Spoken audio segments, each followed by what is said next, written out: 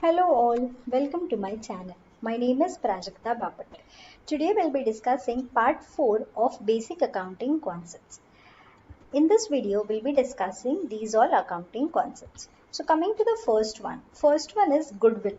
Now what is goodwill? You must have heard about this word, right? Goodwill is basically a corporate image or the status in the society, right? Or name or fame in the society.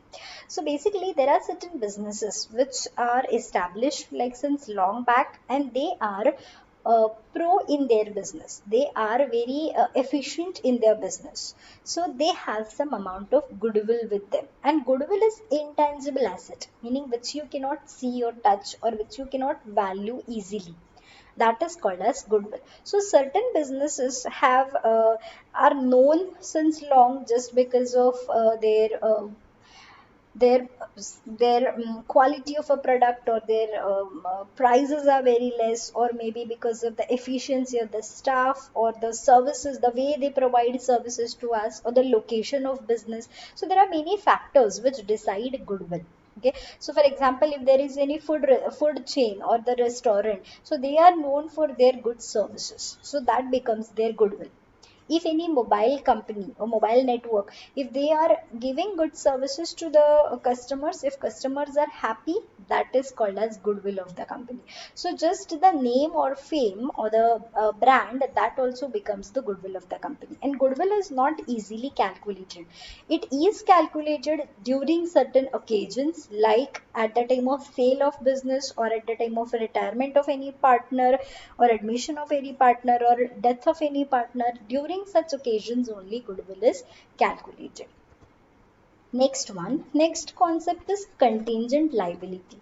So what is contingent liability? Now we have learned what is liability in the previous video. Liability is when you owe certain amount, when you are payable certain amount to somebody. It is called as liability. Now contingent liability meaning the liability which may or may not occur. Okay, so it may be occur in the future period, but it is not certain, that payment is not certain. So what you can do is just you can make a provision of that liability, but you cannot record this as a liability in your balance sheet. So for an example, if your laborers, if your employees have put some case, complaint, court case against you regarding some payment, so I don't know whether you will whether one will win that case or not, right? So if I win the case, I don't have to pay the amount, but if I lose that case, I will have to pay that amount. So it is a kind of liability which may or may not occur, which it depends upon the results of that particular case. So that is called as contingent liability. Next is, this is quite important concept, capital. So what is capital? Capital is the amount which is invested in the business at any point of time.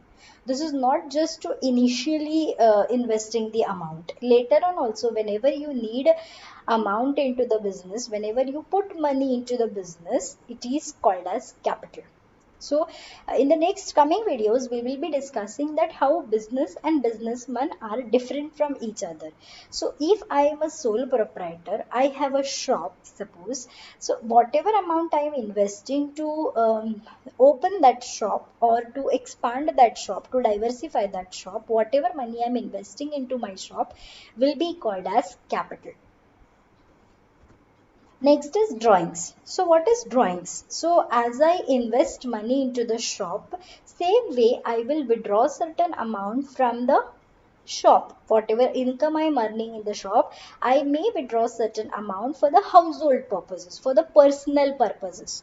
So whatever amount I withdraw from the business for my personal purpose, for personal usage, that will be called as drawings. So capital and drawings are two different concepts, two opposite concepts. Now the last concept, solvent and insolvent. Now normally you must have heard the word bankrupt, right, or getting insolvent. So what do you mean by that? Solvent is basically when I have more assets than liabilities, or at least equal assets and liabilities, then it is called as solvent. So for example, if I have a house of 50 lakhs, okay, for buying that house I have taken a loan of say 30 lakhs. Okay, so 50 lakhs I have an asset, and against that I have a liability of 30 lakhs.